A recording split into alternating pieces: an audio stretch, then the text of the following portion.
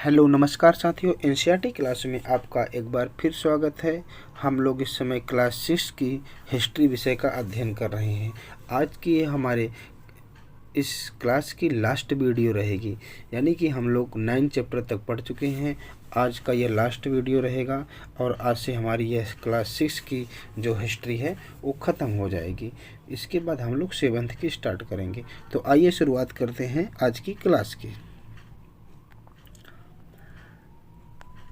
Chapter number 10 है, जिसका नाम है इमारतें, चित्र तथा किताबें। तो इसको देखते हैं। इसमें जो इम्पोर्टेंट रहेगा हम लोग वही देखेंगे। और आप आज का यह चैप्टर बहुत ही ज़्यादा इम्पोर्टेंट है, क्योंकि इसमें बहुत ज़्यादा तथ्यात्मक सवाल यहाँ से पूछे जाते हैं। इसको सबसे पहले स्टार्ट करते हैं यहाँ से। प्राचीन भारतीय भूवैज्ञानिकों ने विश्व धातु विज्ञान के क्षेत्र में प्रमुख योगदान दिया है। पुरातत्व खुदाई ने यह दर्शाया है कि हड़प्पावासी जो थे कुशल शिल्पी थे और उन्हें तांबे के धातुकर्म धातु शोध की जानकारी थी, मतलब तांबे की उन्हें जानकारी थी। उन्होंने तांबे और टिन को मिलाकर कांसा भी बनाया था। ये सब हम लोग पढ़ चुके हैं। जहाँ हड़प्पावासी कांस्य युग से जुड़े थे, वही उनके उत्तराधिकारी जो थे, आने वाले समय वाले जो उत्तराधिकारी थे, वह लौह युग से संबंधित थे। भारत अत्यंत विकसित किस्म के लोहे का निर्माण करता है। लोहा निर्माण करता है खोटा लोहा, पिटवा लोहा, ढलवा लोहा। ये इस प्रकार से लोहे की कैटेगरी बताया है। अब आज की क्लास की शुरुआत यहाँ से शुरू करते हैं। लौह स्तंभ है, ये क्या है? मेहरौली जो कि दिल्ली में है, वहाँ पे एक बना है कुतुब मीनार के परिसर में खड़ा यह लौह भारतीय स्तंभ शिल्पकारों की कुशलता का एक अद्भुत उदाहरण है, इसके बारे में बात कर रहा है यह लौह स्तंभ। इसकी ऊंचाई कितनी है? 7.2 मीटर है। इसको ध्यान रखेंगे, इसकी ऊंचाई जो है 7.2 मीटर है और वजन 3 टन से भी ज़्यादा है। इसका निर्माण लगभग 1500 साल पहले हुआ है। इसका निर्माण कब हुआ है? 1500 साल पहले हुआ है।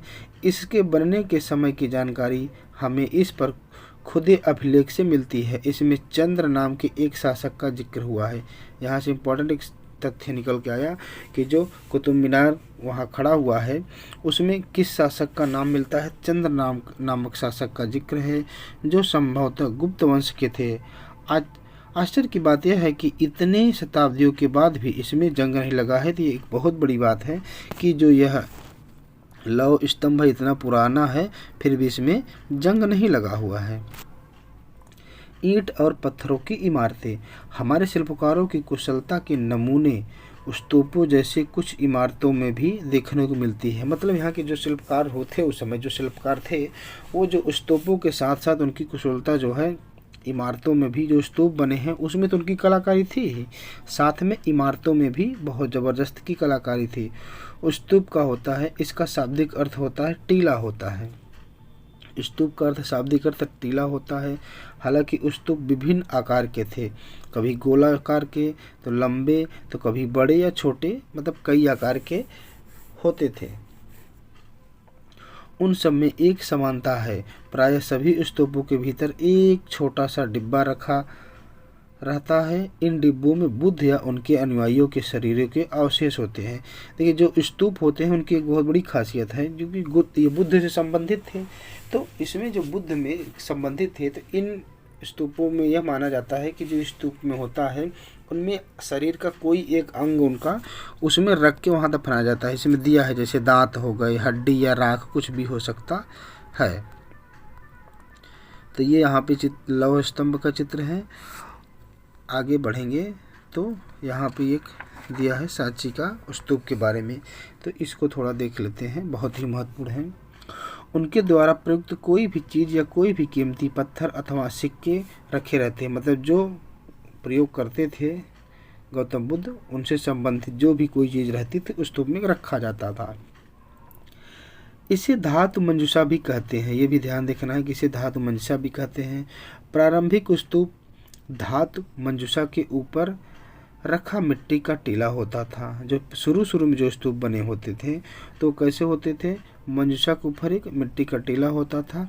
बाद में टीलों को ईंटे से ढक दिया जाता था। जो टीले होते हैं उनको ईंटों से ढक दिया गया और बाद के काल में उस गुंबदनुमा ढांचे को तराशते हुए पत्थरों से ढक दिया गया था। प्राय स्तूपों के चारों ओर परिक्रमा करने के लिए एक वृत्ताकार पथ बना होता था। जो स्तूप ये होते हैं जैसे ये दिखा रहा है, तो इसमें परिक्रमा की जाती। परिक्रमा के लिए क्या होता है, पथ होता था जिसे प्रदक्षिणा पथ कहते हैं। इस रास्ते को रेलिंग से घेर दिया जाता है। रेलिंग मतलब एक तरह से आप समझ रहे हैं, उसको रेलिंग से घेर दिया जाता था और उसे जिसे रेलिंग को वेदिका कहते हैं। वेदिका में प्रवेश द्वार ये बने होते थे। रेलिंग तथा तोरण प्रायः मूर्ति कला की सुंदर कलाकृतियों से सजे होते थे। देखिए जिस प्रकार से मान लीजिए है, तब इसमें जो रेलिंग बनी होती है, रेलिंग में और जो कलाकारी जो उसके अंदर जाने के लिए जो वेदिका या प्रवेश द्वार है, उसमें बहुत ही गजब की सुंदरकारी की गई है। इसमें से यहाँ से क्वेश्चन बनता है कि इसमें जो दिखाया गया है चित्र, इसमें किन किन जानवरों का है, यहाँ से भी कभी क्वेश्चन उठा लेता है। रेलिंग तथा तोरण प्रायः मूर्ति कला की सुंदर कलाकृतियों से सजे होते हैं। यहाँ कभी एक भव्य स्तूप हुआ करता था। लगभग कहाँ की बात करता है, अमरावती का। यहाँ एक स्तूप हुआ करता था। 2000 पहले इस स्तूप को सजाने के लिए शिलाओं पर चित्र उकेरे गए थे। मतलब जो शिला होती है, उन इस शिला को उसको जो है गढ़ करके छीनी हथौड़ी से जो भी है उपकरण, उसी से उकेरे जाते थे, न कि ढाले जाते थे। कई बार पहाड़ियों को काटकर बनावटी गुफाएं बनाई जाती थी। इस तरह की गुफाओं को मूर्ति तथा चित्रों के द्वारा सजाया जाता था। जो गुफा बनती थी उनको सजाया जाता था।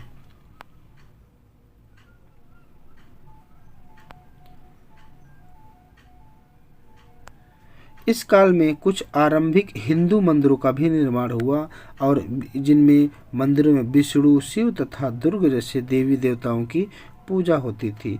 जो हिंदू मंदिर हैं तो उनमें कहीं न कहीं इन्हीं देवी देवताओं की पूजा होगी। हाँ, विष्णु, शिव, दुर्गा की पूजा होगी। मंदिरों का सबसे महत्वपूर्ण भाग जो होता है, देखिए आज भी यह है कि मंदिर का जो प्रमुख भाग होता है उसे गर्भगृह कहते हैं। इस बात को ध्यान रखेंगे। गर्भगृह होता है जहाँ मुख्य देवी या देवता की मूर्ति को रखा जाता है। इसी स्थान पर पुरोहित धार्मिक अनुष्ठान करते थे और भक्त पूजा करते थे। अक्सर गर्भगृह को एक पवित्र स्थान के रूप में देखने के लिए, देखिए जो गर्भगृह होता है मंदिर का, वो बहुत ही महत्वपूर्ण स्थान होता है। इसको थोड़ा देख लेते हैं। सांची का महान स्तूप जो कहाँ है, मध्य प्रदेश को जानते हैं आप, पहले कई बार पढ़ चुके हैं इसे। इस तरह के स्तूपों का निर्माण कई सौ साल पहले तक चलता रहा। इन स्तूपों में ईंटों का प्रयोग संभवतः अशोक के ज़माने का है, जबकि रेलिंग और प्रवेश द्वार बाद के शासकों के काल में जोड़े गए। जो ये दिया है अमरावती की एक शिल्पकृति है। इस चित्र को देखकर इसका वर्णन करें।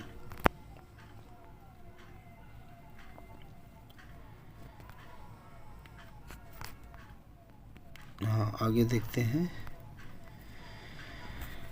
अक्सर गर्भगृह को एक पवित्र स्थान के रूप में देखने के लिए भीतरगांव जैसे मंदिरों में उसके ऊपर काफ़ी ऊंचाई तक निर्माण किया जाता था, जिसे शिखर कहते थे। शिखर निर्माण के कठिन कार्य के लिए सावधानी से योजना बनानी पड़ती थी। अधिकतर मंदिरों में मंडप नाम की एक जगह होती थी। यह एक सभागार होता था जहां लोग इकट्ठा होते थे। तो इसमें क्या बता रहा है, इसमें कई तथ्यात्मक चीज़ें बताई गई हैं। हाँ, कि मंदिरों की ऊंचाई काफ़ी निर्माण किया जाता है, ऊंचाई तक किया जाता है। और उसमें जो है मंदिरों के मंडप नाम की एक जगह होती है, मतलब मंदिर में एक मंडप भी होती थी, सभागार होता था। और यहाँ मंदिर, मंडप और सभागार में क्या करते थे, लोग इकट्ठा होते थे। हाँ, महाबलीपुरम और ऐहोल को ढूंढो। इन शहरों में पत्थर से बने कुछ उत्कृष्ट मंदिर हैं, उनमें से कुछ यहाँ दिखाए गए हैं। अब इसको देख लेते हैं। ये दोनों क्या है, ये ऊपर से बाएं से ये हो गया। उत्तर प्रदेश के भीतरगांव का एक आरंभिक मंदिर है। बहुत आरंभिक मंदिर है। ये कब बना हुआ है? ये 1500 साल पहले 1500 साल पहले पक्की ईंट और पत्थरों से बनाया गया है। और दाएं की तरफ ये कहाँ? महाबलीपुरम के एकाश मंदिर है। एकाश मंदिर ऐसे समझिए कि एकाश मंदिर जो होता है जैसे एक बहुत बड़ी शिला पत्थर होती है, तो बस इसी को काट करके गढ़ करके किसी तरह से मंदिर का निर्माण करके बाकी ये जगह को हटा दिया और अब ये मंदिर बन गया। तो उसी प्रकार से एकाश में एक ही पत्थर को काट के बनाया गया था। तो सोचिए ये कि एक बहुत बड़ी कलाकार थी और बहुत कठिन काम था कि एक ही बनाना। तो ये एकाश में मंदिर में कौन सा आएगा? ये महाबलीपुरम का मंदिर जो है ये एकाश में आएगा, ये वाला। इनमें से प्रत्येक मंदिर एक विशाल पहाड़ी को तराश कर बनाया गया है, इसलिए इन्हें एकाश में कहते हैं। कहा गया है कि ईंटों से बनाए जाने वाले मंदिरों से यह बिल्कुल भिन्न होते थे। ईंट से बनी इमारतों में नीचे से ईंटों की एक एक तह जोड़ते हुए उसे ऊपर की ओर ले जाया जाता है, जबकि चट्टान तराश कर बनाए जाने वाले मंदिरों का पत्थर काटने वाले ऊपर से नीचे क्रम में। इसमें जाहिर सी बात है, जैसे मंदिर को ईंट का बनेगा तो नीचे से ही बनेगा ना, एक एक जो है दीवार उसकी जुड़ती चली जाएगी। लेकिन जब पत्थर को तराशा जाएगा तो ऊपर से ही तो बनेगा, पहले ऊपर का भाग बनेगा फिर धीरे धीरे नीचे का बनेगा। इन मंदिरों को बनाते समय पत्थर काटने वाले को किन समस्याओं का सामना करना पड़ता होगा, ये भी एक सोचने वाली बात है। जैसे ये कि मंदिर यहाँ पे बनाई गई है, यह है। आगे देखते हैं। ये जैन मठ के बारे में, जैन मठ बताया है, इसके बारे में देख लेते हैं क्या लिखा है जैन मठ के बारे में। उड़ीसा का जैन मठ एक पहाड़ी को खोदकर इस 2 मंजिली इमारत को बनाया गया है। कमरों के प्रवेश द्वार को ध्यान से देखो, इनमें जैन भिक्षु रहते हैं और क्या करते थे? ध्यान करते थे। इसको थोड़ा यहाँ पे है, इसको थोड़ा पहले इसका इंडेक्स पढ़ लेते हैं। स्तूप तथा मंदिर किस तरह बनाए जाते थे? स्तूपों तथा मंदिरों को बनाने की प्रक्रिया में कई अवस्थाएं आती हैं। इसके लिए काफ़ी धन भी खर्च होता होगा, और आमतौर पर राजा या रानी इन्हें बनवाने के लिए निश्चय करते होंगे कि हाँ भाई इसको बनाना है।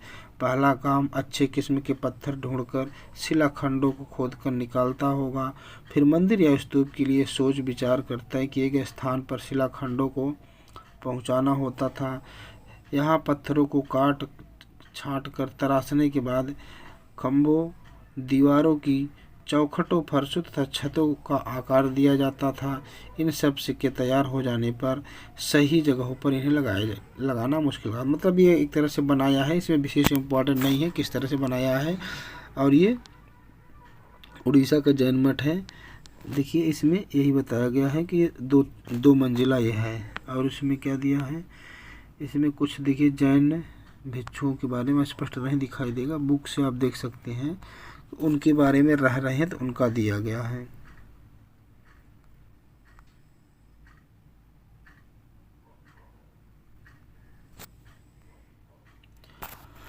इस तरह के शानदार ढांचों का निर्माण करने वाले शिल्पकारों को सारा खर्च संभवतः राजा रानी ही देते थे। इसके अतिरिक्त इन स्तूपों या मंदिरों में आने वाले भक्त जो उपहार अपने साथ लाते थे उनसे इमारत की सजावट की जाती थी। मतलब जो इमारत का जो उसका खर्च पैसा आता था, उस पैसे का खर्च उसी मंदिर के लिए किया जाता था।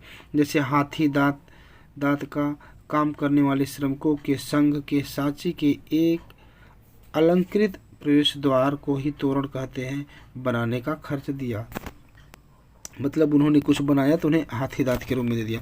इनकी सजावट के लिए पैसे देने वाले व्यापारी, कृषण, माला बनाने वाले, इत्र बनाने वाले, लोहार, सुनार तथा कई ऐसे स्त्री पुरुष शामिल हैं जिनके नाम खंभों, रेलिंगों, दीवारों पर खुदे, मतलब जो उसको बनाने का काम करते थे उनका भी नाम वहाँ पे लिखित है। इसलिए जब इन स्थानों पर देखने जाओ तो याद रखना कि कितने सारे लोगों ने इन्हें बनाया और सजाने में अपना योगदान दिया है, उसके बारे में दिया है। यह हम लोगों ने अभी तक इसमें सबसे पहले हम लोगों ने शुरुआत में इसमें देखा था कि किस प्रकार से लौह स्तंभ बना। लौह स्तंभ को देखने के बाद हम लोगों ने फिर उसके बाद देखा यहाँ पे जो स्तूप है उसको देखा। स्तूप को देखने के बाद मंदिर में जिसमें ईंटों का मंदिर और एकाश मंदिर। उसके बाद क्या हुआ, बौद्ध मठ देखे। अब इसमें देखेंगे चित्रकला। चित्रकला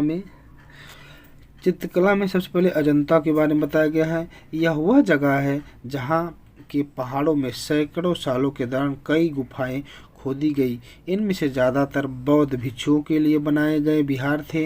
इनमें से कुछ को चित्रों द्वारा सजाया गया। यहाँ इनके कुछ उदाहरण दिए गए हैं। गुफाओं के अंदर अंधेरा होने की वजह से अधिकांश चित्र मसालों की रोशनी से बनाए जाते थे। इन चित्रों के रंग 1500 साल बाद भी चमकदार हैं। ये रंग पौधे तथा खनिज से बनाए गए थे। इन महान कृतियों को बनाने वाले कलाकार अज्ञात है। मतलब ये समझिए कि जब ये गुफाओं में क्यों रहते थे, पिछले अध्याय में हम लोगों ने अध्ययन किया था कि क्योंकि इनको हर मौसम में अलग अलग जगह जाना पड़ता था। तो बारिश और के टाइम में बचने के लिए गुफाओं में ये लोगों ने रहना शुरू किया, जिनमें अजंता एलोरा की गुफाएं हैं। तो अब यहाँ पर रह करके ये क्या कर रहे हैं, चित्रकारी का कार्य कर रहे हैं और बहुत ही अच्छी चित्रकारी कर रहे हैं। उनकी बात कर रहा है। ये इस प्रकार से है। तो अजंता के बारे में और एलोरा के बारे में इतना यहाँ पर दिया है। आगे बढ़ते हैं।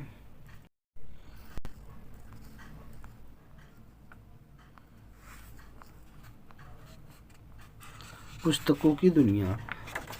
चित्रकला के बारे में हालांकि इसमें यहाँ पे ज़्यादा नहीं दिया है। अजंता एलोरा की इसमें जो गुफा है, गुफाओं के बारे में गुफा संख्या पूछा है, जैसे मरणासन राजकुमारी की गुफा संख्या बताइए। ये सब चीज़ भी यहाँ पे बनता है, बट यहाँ पे है नहीं। अब चलते हैं पुस्तकों की दुनिया। मतलब पुस्तक किस प्रकार से बनी, उसका निर्माण कहाँ शुरू हुआ। इस युग में कई पुस्तकें महाकाव्यों की रचना की गई। इन उत्कृष्ट रचनाओं में स्त्री पुरुषों की वीर गाथाएँ तथा देवताओं से जुड़ी कथाएं हैं। करीब 1800 साल पहले एक प्रसिद्ध तमिल महाकाव्य सिलप्पदिकारम की रचना इलांगो नामक कवि ने की। इसमें कोवलन नाम के एक व्यापारी की कहानी है। मतलब ये कैसी रचना है, तमिल रचना है, तो तमिल भाषा है तो उसी भाषा के रूप में है। वह पुहार में रहता है। अपनी पत्नी कनंगी की उपेक्षा कर वह एक नर्तकी माधवी से प्रेम करने लगा। बाद में वह और कनंगी पुहार छोड़कर मदुरई चले गए। वहां पांड्य राजा के दरबारी जौहरी ने कोवलन पर चोरी का झूठा आरोप लगाया, जिस पर राजा ने उसे प्राणदंड दे दिया। कनंगी जो अभी भी उससे प्रेम करती थी, इस अन्याय के कारण दुख और रोष से भर गई। उसने मदुरै शहर का विनाश कर डाला। मतलब इस प्रकार से इस कहानी को जो बनाया गया है, जो लिखा गया है, पुस्तक के बारे में बताया गया है। इसको थोड़ा देख लेते हैं। शिल्पदिकारम से लिया गया वर्णन है, थोड़ा इसको देखते हैं, बहुत इम्पोर्टेंट। यहाँ कवि ने कनंगी का दुख का वर्णन इस तरह किया है। ओ मेरा दुख तो देखो, तुम मुझे सांत्वना तक नहीं दे सकते। क्या यह सही है कि विशुद्ध सोने से भी सुंदर तुम्हारा शरीर बिना धुला हुआ धूल से सना यूं ही पड़ा है। यह कहाँ का न्याय है कि गोधिल की इस स्वर्णिम आभा में फूलमाला से ढके सुंदर वक्षस्थल वाले तुम जमीन पर गिरे पड़े हो। मैं अकेली असहाय और हताश होकर खड़ी हूँ। क्या ईश्वर नहीं है? क्या इस देश में ईश्वर नहीं है? पर क्या उस स्थान पर ईश्वर रह सकते हैं जहाँ राजा की तलवार निर्दोष नवागंतुक के प्राण ले लेती है? क्या ईश्वर नहीं है? नहीं है, मतलब ये उसी तरह से बताया है, बहुत इंपॉर्टेंट नहीं है। एक तमिल महाकाव्य मणिमेखलाई के करीब 14 साल पहले सतनार द्वारा लिखा गया। तो ये रचना भी ध्यान रखिए, मणिमेखलाई सतनार द्वारा लिखा गया। इसमें कोवलन तथा माधवी की बेटी की कहानी है। ये रचनाएं कई सदियों पहले खो गई थी। उनकी पांडुलिपियाँ दोबारा लगभग 100 साल पहले मिली हैं। मतलब ये सब तमिल रचनाएं बहुत पुरानी रचनाएं हैं। अन्य लेखक जैसे कालिदास जिनके बारे में हम लोग पढ़ चुके थे ना, इनकी 3 रचनाएं हैं जो नाटक है ना, अभिमाल विक्र, अभिज्ञान शाकुंतलम, मालविकाग्नि विक्रम और अभिमा और विक्रमो वर्षीयम। पुरानी कहानियों का संकलन तथा संरक्षण। अब जो पुरानी कहानियाँ होती हैं उनका संरक्षण और संकलन कैसे, उसको देखेंगे। हिंदू धर्म से जुड़ी कई कहानियाँ जो बहुत पहले प्रचलित थी इसी काल में लिखी गई थी। जो हिंदू धर्म कहानियाँ हैं इसी काल में लिखी गई थी। इनमें पुराण भी शामिल है। पुराण का शाब्दिक अर्थ है, पुराण का शाब्दिक अर्थ ही है प्राचीन। पुराणों में विष्णु, शिव, दुर्गा या पार्वती जैसे देवी देवताओं से जुड़े अनेक कहानियाँ हैं। इनमें देवी देवताओं की पूजा की विधियाँ दी गई हैं। इसके अतिरिक्त इसमें संसार की सृष्टि तथा राजाओं के बारे में भी, राजाओं का वर्णन की कहानियाँ। अधिकतर पुराण सरल सांस्कृतिक श्लोक में लिखे गए हैं जिससे सब उन्हें सुन और समझ सके। पुराणों का मठ पुजारी मंदिरों, पुराणों का पाठ जो है मंदिरों में किया करते थे जिससे लोग सुनते थे। जो पुराण होता है तो उनका पाठ कहाँ, मंदिरों में होता था जहाँ पर लोगों का आना जाना रहता था, जिससे लोग वहाँ पर सुना करते थे। मेघदूत का एक श्लोक है, इसको देख लेते हैं। बहुत इम्पोर्टेंट नहीं है लेकिन ये 6 वालों के लिए थोड़ा सा इम्पोर्टेंट रहेगा। यहाँ उनकी सबसे प्रसिद्ध रचना मेघदूत से एक अंश दिया गया है। विरही प्रेमी बरसात बादल को अपना संदेशवाहक बनाने की कल्पना करता है। लिखो, कवि जो है कवि इसमें बात कर रहा है कि इसमें किस तरह कवि बादलों को उत्तर की ओर ले जाती ठंड हवा का वर्णन किया है। तुम्हारी बौछारों से मुलायम होठी मिट्टी भी भीनी खुशबू से भरे हाथियों की सांस में बसी, जंगली गूलर को पकाने वाली शीतल बयार तुम्हारे साथ धीरे धीरे बहेंगी।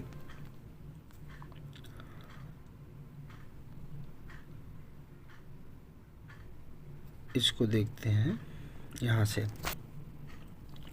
2 संस्कृत महाकाव्य महाभारत और रामायण लंबे अरसे से लोकप्रिय रहे हैं। तुम में से कुछ लोगों ने कहानियों से रामायण महाभारत से आप परिचित हैं। महाभारत कौरव और पांडवों के बीच युद्ध की कहानी का है और इसका उद्देश्य पुरुवंश की राजधानी हस्तिनापुर की गद्दी प्राप्त करना था। जो महाभारत की कहानी है, इस युद्ध का क्या उद्देश्य था कि पुरुवंश की राजधानी हस्तिनापुर की गद्दी प्राप्त करना था, इसी संबंधित है। यह कहानी तो बहुत ही पुरानी है पर आज इसे हम जिस रूप में जानते हैं वह करीब 1500 साल पहले लिखी गई। माना जाता है कि पुराणों और महाभारत दोनों ही व्यास नाम के ऋषि ने संकलित किया था। महाभारत में भगवद गीता भी है, तो ये भगवद गीता के बारे में बताया है। रामायण की कथा कौशल के राजकुमार राम के बारे में है। तो राम कहाँ के थे? कौशल की तरह से रहने वाले थे। उनके पिता ने उन्हें वनवास दे दिया था। वन में उनकी पत्नी सीता का लंका के राजा रावण ने अपहरण कर लिया। सीता को वापस पाने के लिए राम को लड़ाई लड़नी पड़ी। वे विजयी होकर कौशल की राजधानी कहाँ लौटे थे? अयोध्या लौटे थे। तो ध्यान देना है, वो जो कौशल के राजकुमार थे और कौशल से 16 महाजनपदों में एक महाजनपद था कौशल, जिसकी राजधानी अयोध्या लौटे। और महाभारत की तरह ही रामायण भी एक प्राचीन कहानी है जिसे बाद में लिखित रूप दिया गया। संस्कृत रामायण के लेखक, जो संस्कृत रामायण के लेखक है, उसके लेखक कौन माने जाते हैं? संस्कृत रामायण के वाल्मीकि माने जाते हैं। ये आपको पहले से ही पता है। इसमें इस उपमहाद्वीप के विभिन्न भागों में महाभारत और रामायण के भिन्न भिन्न रूपांतरण लोकप्रिय है। इनके आधार पर नाटक, गीत और नृत्य परंपराएं भी उभरी है। तो मतलब यह है कि वैसे अब तो रामायण की देख रहे हैं बहुत सारी प्रति आ गई हैं। जैसे दक्षिण के रामायण हैं उनमें कुछ और ही लिखा गया है, राम को कुछ और बताया गया है। तो उस पे नहीं, इसमें यहाँ की बात करेंगे जो यहाँ पे सिर्फ है। आम लोगों द्वारा कही जाने वाली कहानियाँ, इसको देखेंगे। आम लोग भी कहानियाँ कहते थे, कविताओं और गीतों की रचना करते थे, गाने गाते थे, नाचते थे, नाटकों को खेलते थे। इनमें से कुछ तो इस समय के आसपास जातक और पंचतंत्र की कहानी, पंचतंत्र जो चनाक लोमड़ी वाला आप लोगों ने सुना होगा, कहानियों के रूप में लिखकर सुरक्षित कर लिए गए। जातक कथाएं तो अक्सर स्तूपों की रेलिंगों तथा अजंता के चित्रों में भी दिखाया गया है। जो अजंता की गुफाएं हैं और जो स्तूप होते थे, उनमें जो स्तूप के किनारे किनारे जो रेलिंग लगी होती थी, उनमें भी कहने का मतलब है कि वहाँ भी इनकी जो है चित्रों को दिखाया गया है। इनमें से एक कहानी जो है अगले पृष्ठ पर दी गई है। बंदर की कहानी है, इसको अभी कितना है, इसके बाद एक पैराग्राफ है, इसको देख ही लेते हैं। बंदर की कहानी बहुत इंपॉर्टेंट नहीं है, जल्दी से इसको पढ़ लेते हैं मात्र। एक समय बंदरों का एक महान राजा हुआ। वह हिमालय पर गंगा के किनारे अपने 80,000 अनुयायियों के साथ रहता था। इन सारे बंदरों को एक खास आम के पेड़ के फल बहुत प्रिय थे। ये आम बड़े मीठे होते थे। इतने स्वादिष्ट आम धरातल पर नहीं उगते थे। एक दिन एक पका हुआ आम गंगा नदी में गिर कर बहते बहते वाराणसी पहुंच गया। उस वक्त नदी में वहां का राजा नहा रहा था। देखिए कहानी किस तरह से बनाई गई है। उसे वह आम लिया, उसे चख कर वह हैरान रह गया। उसने अपने राज्य के जंगलों की देखभाल करने वालों से पूछा कि क्या वे इस आम के पेड़ को ढूंढ सकते हैं या नहीं। वे राजा को हिमालय की पहाड़ी पर ले गए। वहां पहुंचकर राजा तथा दरबारियों ने खूब आम खाए। रात में राजा ने देखा कि बंदर भी पके आमों का मजे ले रहे थे। राजा को यह बात बुरी लगी और उसने उन्हें मार डालने का फैसला लिया। बंदरों के राजा ने अपनी प्रजा को बचाने के लिए एक योजना बनाई। ये सिर्फ क्लास 6 वालों के लिए इम्पोर्टेंट सबसे ज़्यादा रहेगी। उसने आम के पेड़ की टहनियों को तोड़कर उन्हें आपस में बांधकर नदी पार एक पुल बनाया, मतलब पार करने का पुल बनाया। इसके एक छोर वह तब तक पकड़े रहा जब तक उसकी सारी प्रजा ने नदी को पार न कर लिया। पर इस प्रयास से वह इतना थक गया कि मरणासन्न होकर गिर पड़ा। राजा ने जब यह देखा तो उसने बंदर राजा को बचाने की काफ़ी कोशिश की, पर वह सफल न हुआ। बंदर राजा की मृत्यु पर उसे शोक हुआ और राजा ने उसे पूरा सम्मान दिया। मध्य भारत में भरहुत के एक स्तूप से मिले एक पत्थर पर उकेरे गए चित्र में इसे दिखाया गया है। तो जो मध्य प्रदेश का जो भरहुत का एक स्तूप है, उस पर इस प्रकार से दिखाया गया है ये बंदर वाली कहानी। तो मतलब किस तरह से ये कहानी एक जो है लोगों के द्वारा कही जाती थी, तो उस कहानी को यहाँ पर स्पष्ट रूप से दिखाया गया है। अब ये लास्ट पैरा रहेगा इस चैप्टर का, विज्ञान की पुस्तकें। इसी समय गणितज्ञ तथा खगोल शास्त्री आर्यभट्ट ने संस्कृत में आर्यभट्टियम नामक पुस्तक लिखी। इसमें उन्होंने लिखा कि दिन और रात पृथ्वी के अपनी धुरी चक्कर काटने की वजह से होती थी। ये देखिए, ये जो है सबसे पहले ही आर्यभट्ट ने बता दिया था। जबकि लगता है कि रोज सूर्य निकलता है और डूबता है, जबकि ऐसा अब तो स्पष्ट हो गया, लेकिन उस समय ऐसा लोगों के अंदर जो धारणा थी वो जो है आर्यभट्ट ने पहले ही बता दिया था। उन्होंने ग्रहों के बारे में भी एक वैज्ञानिक तर्क दिया। उन्होंने वृत्त की परिधि क्या होती, 2πr, पाई का मान 22/7, 2πr परिधि को मापने की भी विधि ढूंढ निकाली, जो लगभग उतनी ही सही है जितनी कि आज प्रयुक्त होने वाली विधि। वराहमिहिर, ब्रह्मगुप्त और भास्कराचार्य कुछ अन्य गणितज्ञ हुआ करते थे, गणितज्ञ और खगोलविद्ता थे, जिन्होंने कई खोजें की, इनके बारे में पता लगाएं। तो इस प्रकार से यहाँ पे इनके बारे में दिया है। ये दिया है यहाँ पर शून्य की खोज और आयुर्वेद के बारे में।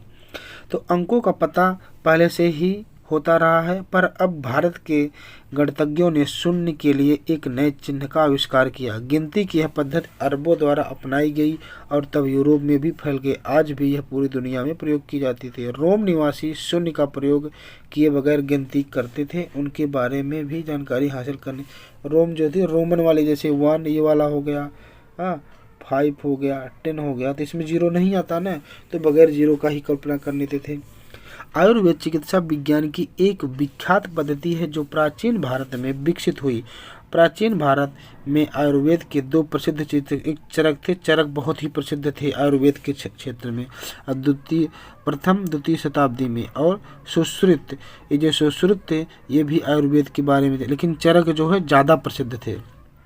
चरक द्वारा रचित चरक संहिता औषधि शास्त्र की एक उल्लेखनीय पुस्तक है। अपनी रचना शुद्ध संहिता में सुश्रुत ने शल्य चिकित्सा की विधियों का, शल्य चिकित्सा आई थिंक वही है कि जैसे कपाल शोधन वाली राजा भोज वाली कहानी है, कुछ इसी प्रकार से है। उपयोगी शब्द क्या है? ये स्तूप, मंदिर, चित्रकला, महाकाव्य, कहानी, पुराण, गणित, विज्ञान। इसमें इम्पोर्टेंट बहुत टफ कोई नहीं है, ठीक।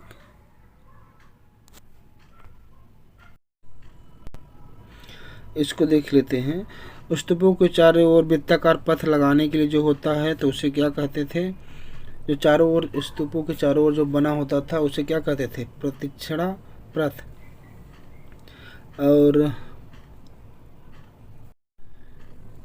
जो देवी देवताओं की मूर्ति स्थापित करने की जगह क्या होती थी? ये हो जाती थी गर्भगृह हो जाता था।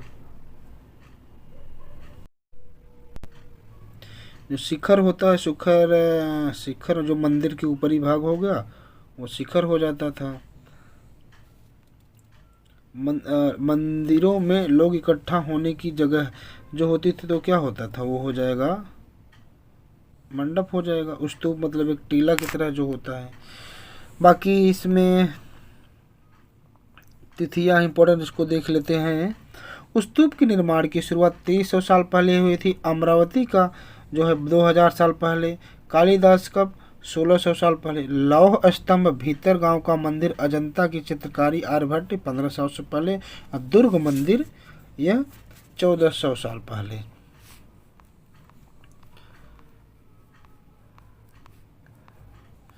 यहाँ पे कुछ इंपॉर्टेंट तिथियां दिए हैं, इसको कुछ देख लेते हैं। हड़प्पा के नगरों का लगभग 27 से 19, इसको आप देख लीजिएगा एक बार, इसमें इम्पोर्टेंट है। हालांकि ऋग्वेद की रचना का काल लगभग 1500 साल पहले।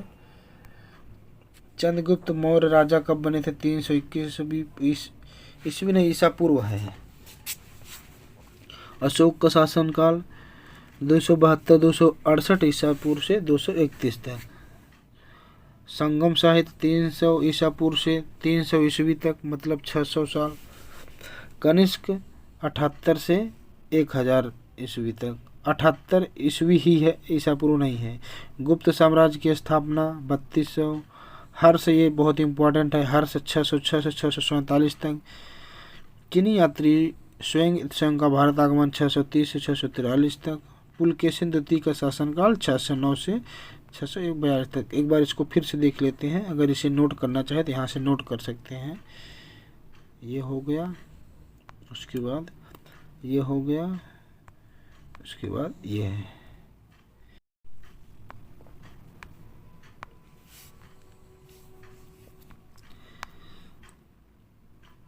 बाकी ये मैप दिया है भारत का राजनीतिक मैप।